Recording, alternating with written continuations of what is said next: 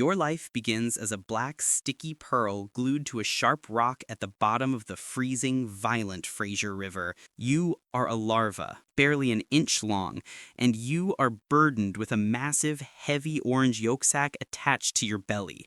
It is your food source, but it is also a giant, dragging anchor. You cannot swim, you cannot steer, you are at the total mercy of a river that moves millions of tons of water per minute. The current grabs you.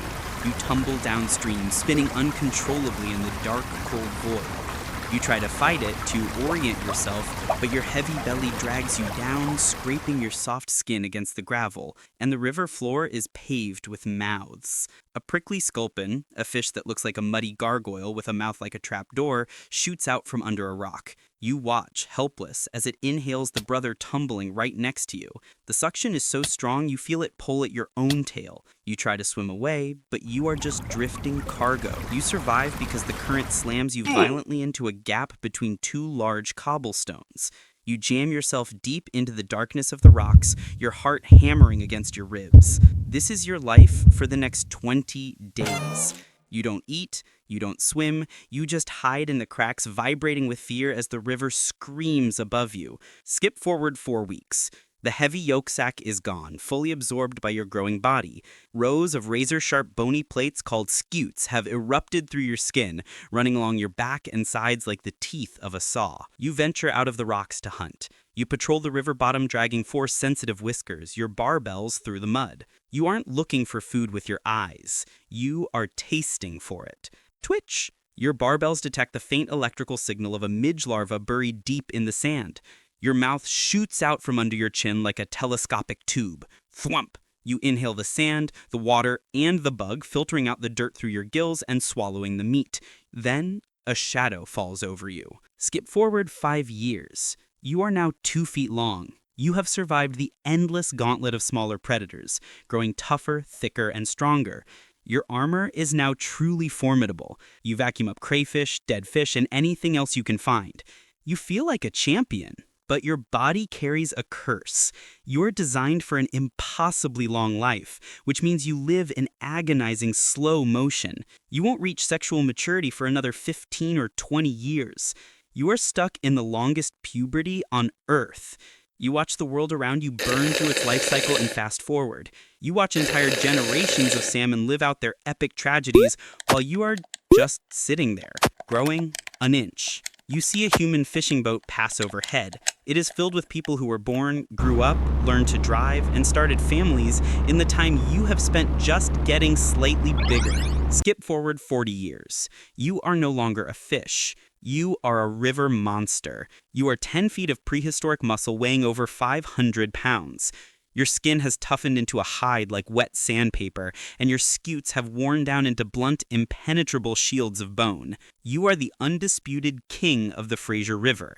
Bears ignore you, seals flee from your shadow. You are a biological submarine. You spend your days cruising the deepest, darkest channels of the river, vacuuming up the carcasses of dead salmon like an industrial cleaning machine. Life is good. Life is easy. You feel invincible. Then the current brings a scent, a concentrated, rich burst of rotting salmon roe. It smells like the best meal you've had in a decade. You turn your massive head, dragging your barbells through the silt until you locate the source. A mesh bag of eggs sitting innocently on the bottom. You don't hesitate. You extend your tube mouth and inhale it with a thundering thwump. The world explodes. A steel hook the size of a meat hook drives into your lip. But you don't panic like a trout. You are a tank. You simply swim away. You feel a heavy drag like a leash, but you keep swimming, your massive tail beating with the rhythm of a freight train. Above you, in a boat, a human is screaming. You are towing their entire vessel upstream against the current. The fight lasts for an hour, then 2. Your muscles begin to burn with lactic acid, a fire spreading through your massive frame. You decide to end this. You angle upwards, gathering speed from the depths, and launch 500 pounds of prehistoric muscle into the air. You breach, crashing down with a splash that sounds like a car hitting the water. It doesn't work. The line holds. You are dragged to the shallows, exhausted, humiliated, your gills gasping for oxygen. Hands touch your face. They measure you. They take a picture. Then they push you back. You drift down to the darkness, gasping and disoriented. You survived, but your invincibility is a lie. You aren't the king of the river. To the creatures above, you are just the ultimate wrestling match. A 50-year-old dinosaur treated like gym equipment. Skip forward another 30 years. You are now 80 years old. You are a living monument of the river. You have survived ice ages, droughts, floods, and a dozen sporting battles with anglers who wanted a photo. You have outlived the fishermen who caught you when you were young.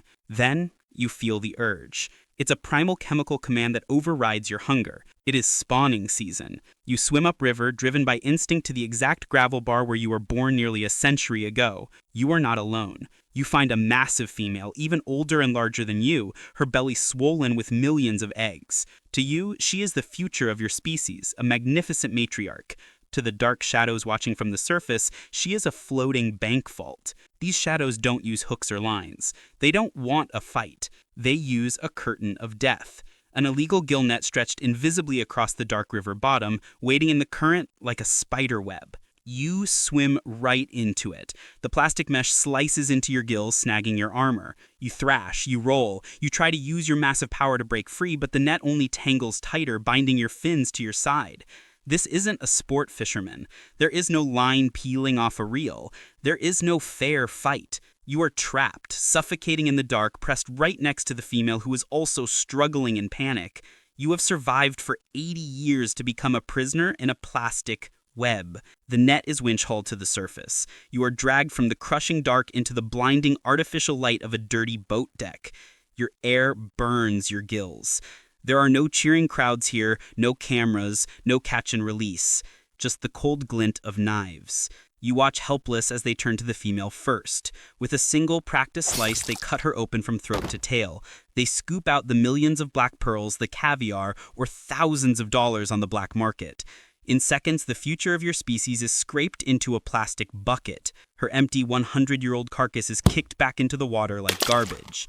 Then, they turn to you. You have no eggs. You are just heavy bycatch. You look up at the figure looming over you, a species that didn't even exist when your ancestors were swimming with dinosaurs. A heavy club swings down, lights out. Your 80-year journey, the terror of the yolk sac, the decades of slow growth, the battles with anglers, the survival against ice ages and floods, it all ends here on a blood-stained deck.